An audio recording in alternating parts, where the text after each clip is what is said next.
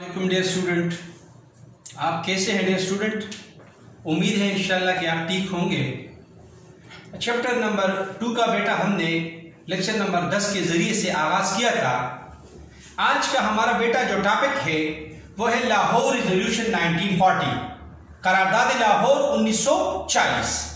अब ये जो टॉपिक है इस पे बेटा एक लॉन्ग क्वेश्चन है और वो जो लॉन्ग क्वेश्चन है चैप्टर नंबर 2 के आगाज में है। और ये जो टॉपिक है इसका मतलब है कि करारदाद लाहौर और इसकी अहमियत, Lahore resolution and its significance are importance, कि पाकिस्तान की तारीख में, पाकिस्तान की हिस्ट्री में इसका स्टेटस क्या है।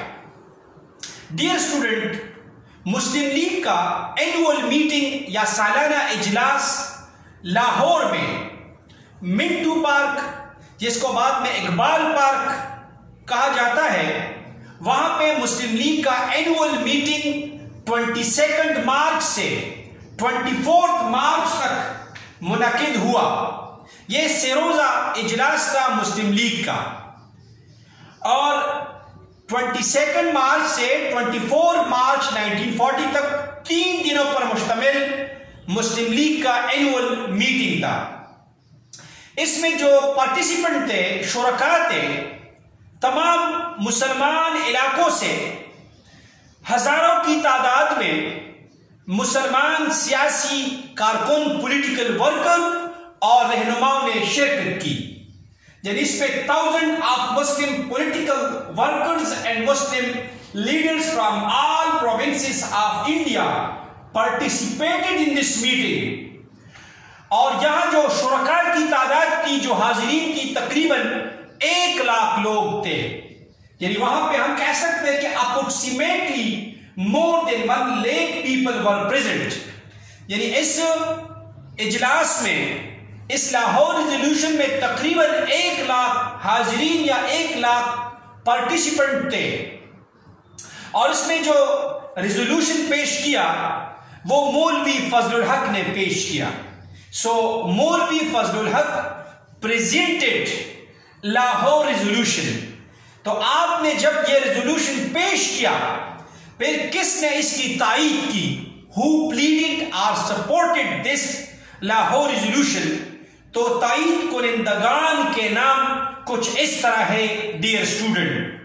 चौधरी खलीकुज़्ज़मान, सैयद जाकिर अली, बेगम मोहम्मद अली जौहर, मोहम्मद इस्माइल खान, अब्दुल्ला हारून सिंध से बिलोंग करते थे, काजी मोहम्मद ईसा बलोचिस्तान से ताल्लुक रखते थे, सरदार औरंगजेब खान खैबर पख्तूनख्वा से ताल्लुक रखते थे और मौलाना जफर अली खान। तो ये जो मुसलमान रहनुमा थे डियर स्टूडेंट, इन सब ने अपने अपने रीजन और इलाके की नुमाइंदगी, रिप्रेजेंटेशन करते हुए लाहौर रिजोल्यूशन की तायीद की और इसकी सपोर्ट की। ये लाहौर रिजोल्यूशन बेटा जब पेश हुआ तो ये अगले दिन यानी 24 मार्च को अप्रूव्ड हुआ। तो करारदाद लाहौर वाज अप्रूव्ड ऑन 24 मार्च 1940। तो जो इस इजलास का आखिरी दिन या तीसरा दिन था, उसी दिन पे, आखिरी वक्त पे लाहौर रिजोल्यूशन को मंजूर किया गया, अप्रूव किया गया। अब बेटा इस लाहौर रिजोल्यूशन का टेक्स्ट या मतन या निचोड़ क्या है, इसकी बेटा वर्डिंग क्या है कि इस मुल्क में, इससे मुराद सब कॉन्टिनेंट है, यहां पे कोई भी दस्तूरी फार्मूला या स्कीम, कॉन्स्टिट्यूशनल स्कीम या फार्मूला उस वक्त तक काबिल अमल और काबिल कबूल नहीं होगा, यानी एक्सेप्टेबल और इम्प्रैक्टिकेबल नहीं होगा, जब तक इस उसूल पर वो मबनी न हो। वो प्रिंसिपल क्या है, वो उसूल क्या है?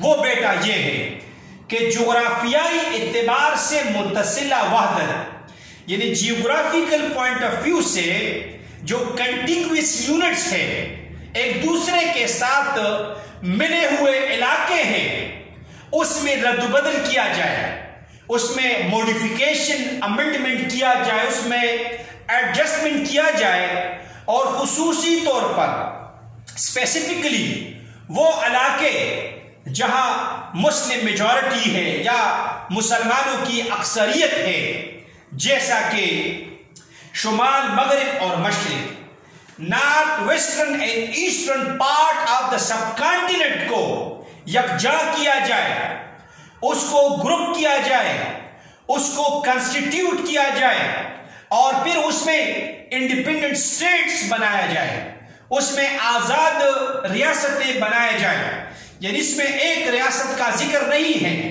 اس میں انڈیپینڈنٹ اسٹیٹس کا ذکر ہے، مینس کہ 2 بھی ہو سکتا ہے، 3 بھی ہو سکتا ہے، اور پھر ان انڈیپینڈنٹ اسٹیٹس میں آئینی جو وحدتیں ہیں، اس میں جو کنسٹیٹیوشنل یونٹس ہوں گے وہ با اختیار اور خود مختار ہوں گے، مینس کہ وہ ساورن بھی ہوں گے اور اٹانومس بھی ہوں گے۔ تو بیٹا یہ تھا لاہور ریزولوشن کا ٹیکسٹ، یعنی متن یا نچوڑ یا خلاصہ۔ اس کو ہم ان الفاظ میں ڈسکرائب کر سکتے ہیں کہ no constitutional plan would be workable or acceptable to the Muslims unless it is designed on the following basic principles: that geographical contiguous units are demarcated into regions which should be so constituted with such territorial readjustment as may be necessary, that the areas where the Muslims are numerically and majority, as in the north, western and eastern zones of India, should be grouped to constitute independent states, and which the constituent units shall be autonomous and sovereign. So basically this was the text of Lahore Resolution، کہ یہ جو قرارداد لاہور تھا اس کا نچوڑ ان الفاظ اور in text میں موجود تھا۔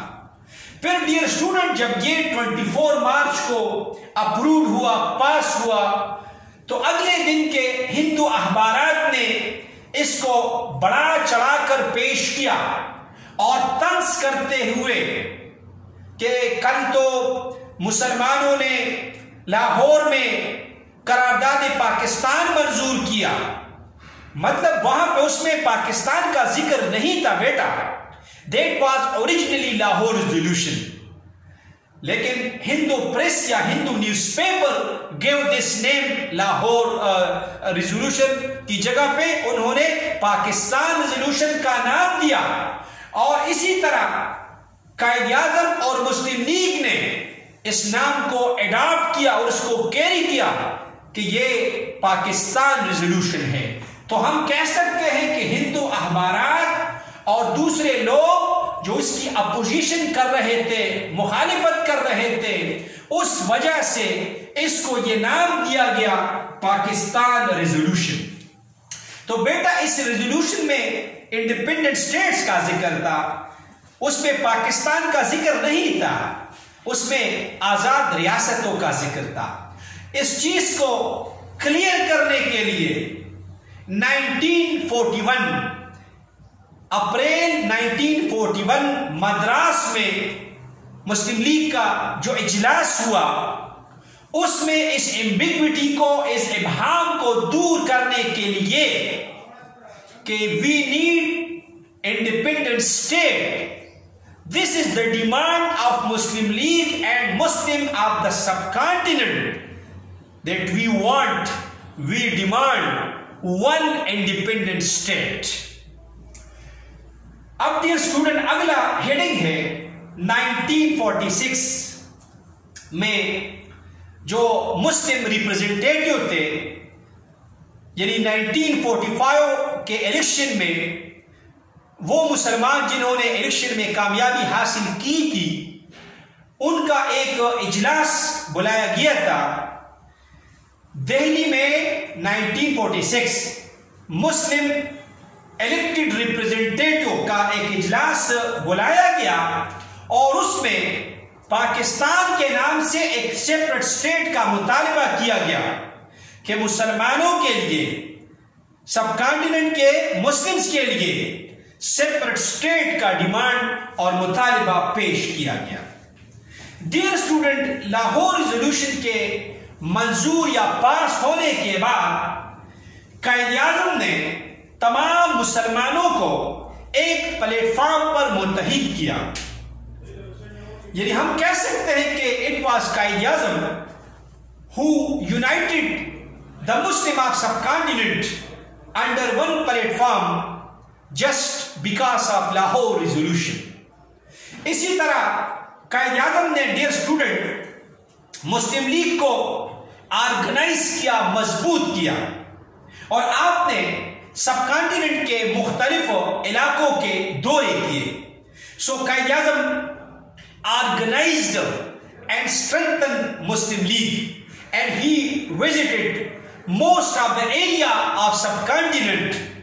اور جب قائد اعظم نے مختلف علاقوں کے دورے کیے تو آپ نے مسلمانوں کو کانگریس کے بارے میں آگاہ کیا، کیونکہ کانگریس کا جو منفی پروپیگنڈا اور سازش تھا اور ان کی جو غلط پالیسیاں تھی اس کے بارے میں مسلمانوں کو اویئر کرنا تھا، یعنی Quaid Azam aware the Muslim about the wrong policies of Congress.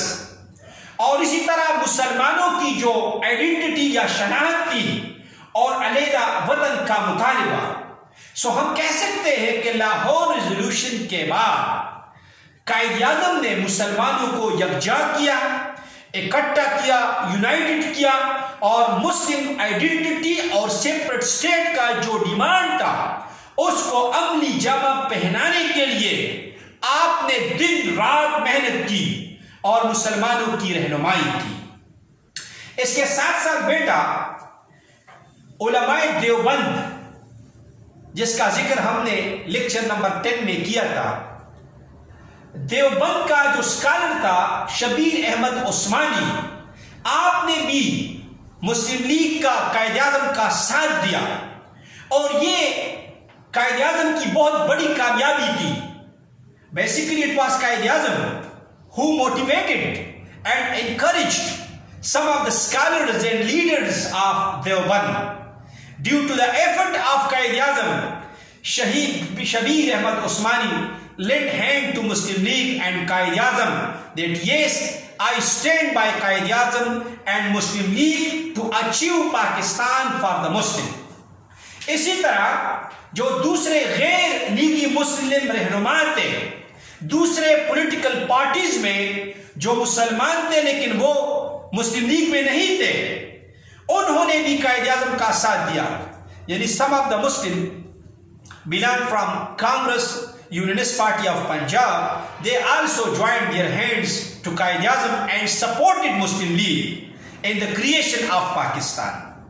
اور ڈیئر اسٹوڈنٹ، ابتدا میں جب یہ لاہور ریزولوشن پیش ہوا، ایکسپٹ ہوا، برٹش گورنمنٹ نے اس کو اگنور کیا۔ ہم کہہ سکتے ہیں کہ British government ignored Lahore resolution initially, لیکن قائد اعظم اور مسلم لیگ کی منظم جدوجہد کی وجہ سے جب پاکستان حاصل کیا گیا تو آخر میں برطانیہ کو یہ احساس ہوا کہ it is just because of Lahore resolution, کہ لاہور ریزولوشن کی وجہ سے مسلمان یکجا ہوتے ہیں اور مسلمانوں کو کامیابی ملتا ہے۔ تو ڈیئر اسٹوڈنٹ، ہم کہہ سکتے ہیں کہ لاہور ریزولوشن سے پہلے مسلمان سکیٹرڈ تھے، they were not united، لیکن اس لاہور ریزولوشن نے مسلمانوں کو یونائٹڈ کیا، مسلمانوں کو امید کا ایک پیغام دیا، ایک ہوپ دیا کہ اگر آپ اتفاق اور اتحاد کا مظاہرہ کرتے ہیں تو آپ کامیابی حاصل کر سکتے ہیں، آپ پاکستان کو اچیو کر سکتے ہیں۔ ڈیئر اسٹوڈنٹ، ڈیفیکلٹ ورڈز میں آپ کے سامنے پروناؤنس کرتا ہوں، آپ اس کو سنیں اور اپنے بک میں نوٹ کریں۔ پارٹیسپیٹ، شرکت کرنا، شامل ہونا، شرکت کرنا۔ اپروکسیمیٹلی تقریباً یا جس طرح ہم کہتے ہیں اندازتاً نیئرلی کنٹیگوس یونٹس متصلہ وحدتیں یا منسلک علاقے یا وحدتیں. متصلہ جس طرح اسٹیپل ایریا ہوتا ہے، منسلک ایک دوسرے کے ساتھ جڑا ہوا. ڈیمارکیٹ حد بندی، نشان بندی، لائن ڈرا کرنا یا علاقوں کو ڈیفائن کرنا. ٹیریٹوریل علاقائی. اٹانومس خود مختار. ساورن با اختیار. انسائٹ بصیرت. ڈیئر اسٹوڈنٹ، لیکچر نمبر 11 مکمل ہوا. امید ہے انشاءاللہ آپ اس کو اچھے طریقے سے سمجھنے کی کوشش کریں گے، اور اس کے ساتھ ہی میں آپ سے اجازت لیتا ہوں. والسلام ڈیئر اسٹوڈنٹ.